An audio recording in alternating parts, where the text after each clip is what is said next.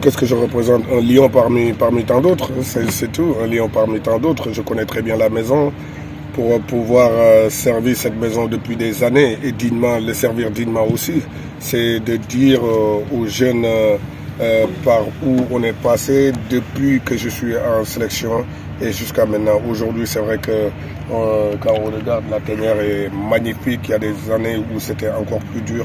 Mais tout ça, c'est grâce à leur travail et au travail des anciens qui ne sont plus là, comme aujourd'hui l'ancien président de la fédération, El Hadj Malick Sy Souris, les Mbaye Ndoye, les Demba Sall, Niang, les Bruno Metsu, les Jules-François Bocandé et tant d'autres qui ont fait pour ce qu'aujourd'hui tout soit nickel. Ce qu'il faut retenir, c'est que nous, Sénégalais, on est encore forts aujourd'hui. On est fort quand on fait l'union sacrée derrière cette équipe-là. Et je crois qu'on l'a montré à Bafoussam, au Cameroun. Et aujourd'hui, on a un match très important, le match le plus important, je dirais, de l'histoire du football sénégalais. Et il nous faut répondre présent parce que le Sénégal doit être ici pour jouer les huitièmes de finale de la Coupe.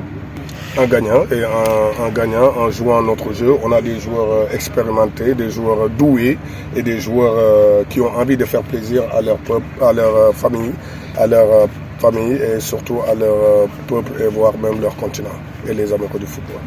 On sait qu'il nous faut gagner, il faut l'aborder intelligemment.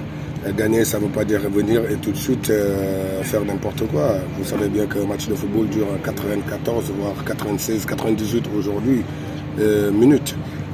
Il faut l'aborder intelligemment et aujourd'hui on sait qu'on a des occasions, on aura des occasions, il faut les mettre dedans et il faudra surtout faire preuve de maturité et je crois que ce groupe-là il y a tellement de qualité, ils sont capables de le faire.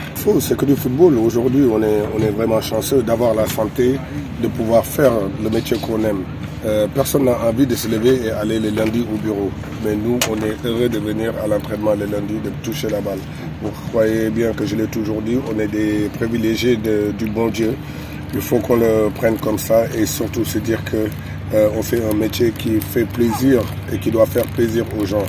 J'ai l'habitude de dire quand je jouais, je me dois de tenir le spectacle sur le terrain parce qu'il y a des gens qui vont payer leur billet pour venir au stade et qui ont des problèmes dans leur famille ou à la maison. Mais quand ils vont retourner, après avoir vu El Hadji Diouf jouer, en retournant chez eux, ils doivent être contents de ce qu'ils ont vu. Moi, le football, avant tout, c'est de l'art.